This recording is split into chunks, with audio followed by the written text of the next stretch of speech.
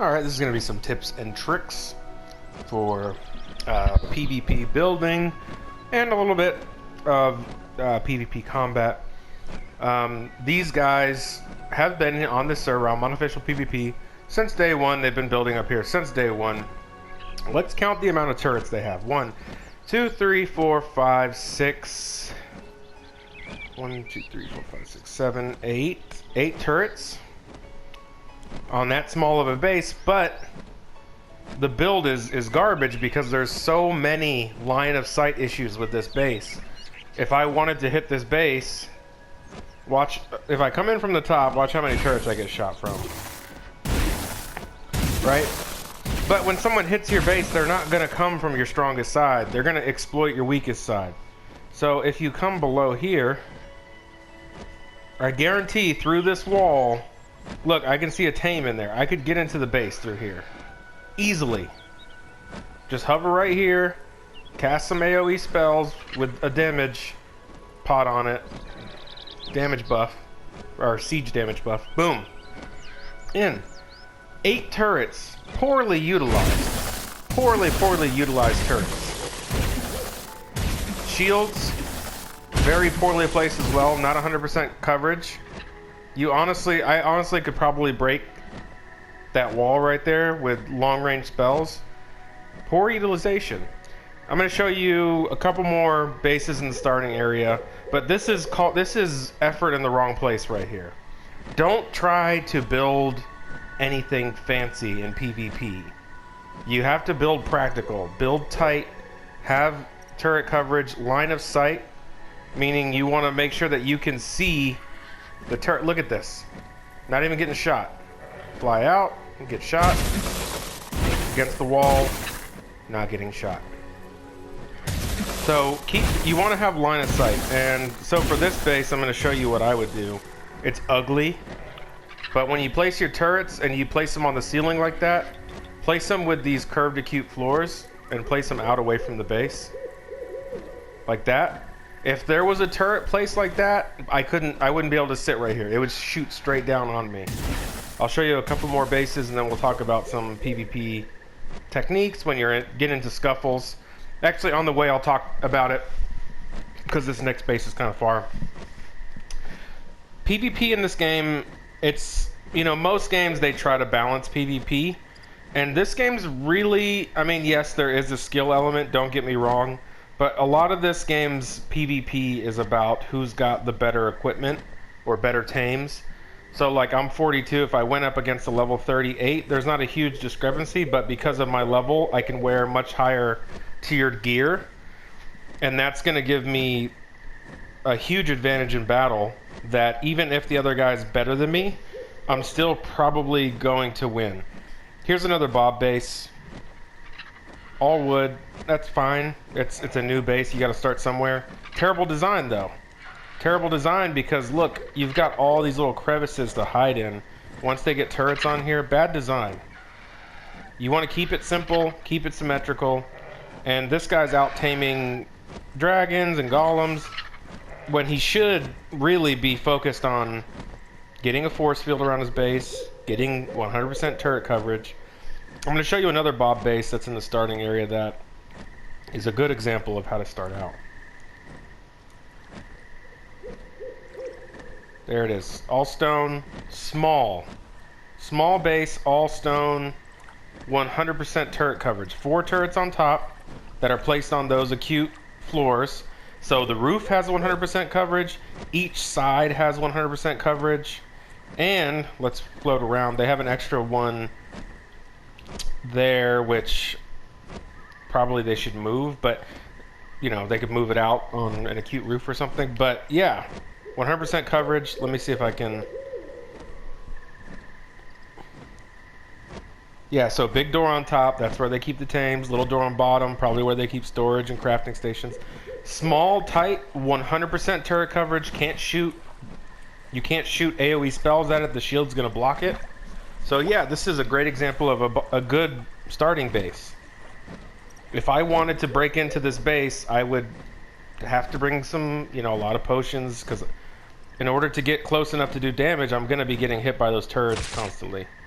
So I'd have to bring plenty of potions, you know, I'd have to prepare a little more to break in. So we'll talk about a few techniques when PvPing. One thing, you know, obviously dragon to dragon PvP is going to be a huge thing. The first thing I recommend is turn your sensitivity up. Mine's not all the way up, but I turned it up from the default because you need to be able to track people, because the best way to get an advantage in a dragon versus dragon fight is to get behind the other person. And when you do these quick moves where you're moving around like that, it's hard to track if you don't have your camera sensitivity high.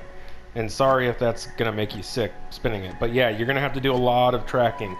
The idea is, the advantage in a dragon to dragon fight is you're constantly behind the other person and chasing, and you're just holding down your action button with fire. Because that, every time you hit them, boom, boom, boom, boom, every time you hit them, you're hitting their character too. And eventually, it's gonna get them. Now, let's say that you're the one being chased, and you're losing the fight, and you can't get the advantage, which is okay, because if there's two dragons fighting each other, one of them is gonna lose, and you might be the loser that time. I've lost battles, I've won battles. You have to know what to do, because if you know you're gonna die, you know, your gear that's equipped is gonna be okay. You're gonna lose your inventory regardless. Let's try to save your tame. So there's a couple things you can do. The same thing like with the Phoenix. So what I would do is, one, make sure you have blink on. Always have blink. Try to juke, try to get some altitude here.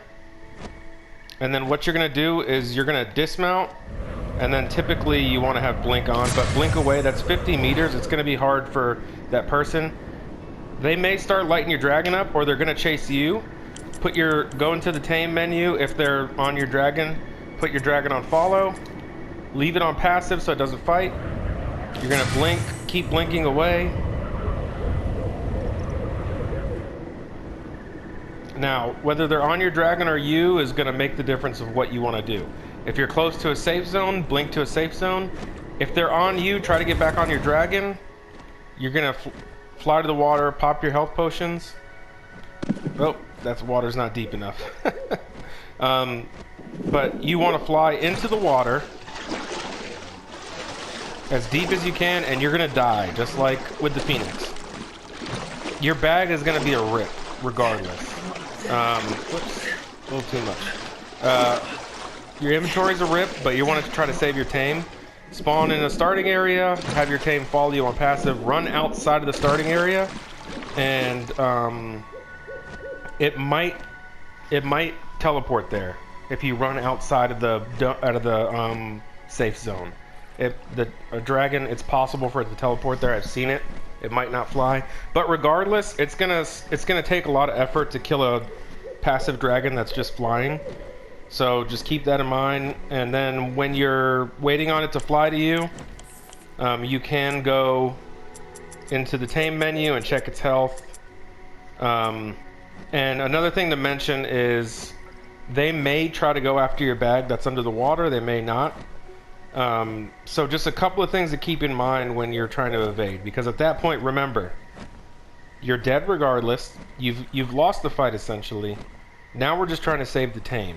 You're gonna have to panic to save the tame. The other thing you can do is go to a fast travel point. Fast travel to any sanctuary because you're safe there, obviously. Get your health back up, etc., etc., and then go on your merry way. Now, with dragons, it's good to note that there's two primary attacks. There's the flamethrower, and then there's the fireball attack that shoots a long-range fireball. So these flamethrower dragons, these are the air-to-air dragons. These are the dragons that are going to fight each other in the air. The ones that shoot the fireballs, those are air-to-ground. You're not going to fight somebody with those. If you're consistently hitting someone who's flying with the fireballs, then the other person is just really bad. I don't care how good you are. With those fireballs, they're easily dodgeable. So you should be able to dominate those dragons in air-to-air combat. On the other token, these things don't do nearly as much, the flamethrower doesn't do nearly as much damage as the fireball. And then obviously there's the range effect that the fireball has. So if you're on a black dragon and you're outgunned, you just have to dip. If you don't have any backup, you just got to dip out. Unless you want to hop off and fight on foot. But then again, honestly, there's not a lot of great spells in this game to fight, on foot to air, because a lot of the ranged spells are just not good right now. But speaking of ground combat, obviously this blizzard attack, it's a must. You must have this. It's frozen essence and AoE. You can put it on a staff or anything that has AoE. And why does my dragon have bleed? Or what is that? I don't know why the dragon's all glow. Oh, it's from the, it was from this right here. Even though it's not doing damage, it gave it to him. But anyway, so definitely this blizzard attack. I like to use this lightning attack. It's a lightning blast, so, geez, what's it called? The lightning essence. I have it in one of my videos, but that to blast is this attack. This will hit anything around it. It's gonna chain lightning to it. Like that. Boom, boom, boom. This is also good for breaking infections, but that combined with that is really good because you don't have to actually hit anybody and it does respectable damage. There's some other spells that are really good, like I see people using the Blink Nature spell, but again, that's like a skill shot. You have to be able to actually hit it, and a lot of the single target spells in this game are skill shots. So a lot of the projectiles are skill shots, and they have arc as well, so they arc over distance. So just a couple of things to keep in mind there. When you're in a battle with someone, once you have the advantage, it's pretty easy to keep the advantage. And like, let's say someone was running on foot and they were using haste, you could blink, and then with this blizzard spell, it's got like infinite range on the ground below you. So even if you're really high, like let's say they were running up that path, and then boom, you catch them in the spell right there, it's gonna slow them. If you have bleed on it, it's gonna bleed them, and then you can keep catching them with it. On the same token, if you're running, you've lost the battle. Again, blink. The best thing to escape in this game isn't when you're on foot versus foot or whatever. It's not necessarily getting to a safe zone. It's just making the person who's chasing you lose you, which is really easy with blink when you think about it. The blink is 50 meters. That's huge. And I almost just killed myself. The blink is 50 meters. That's huge.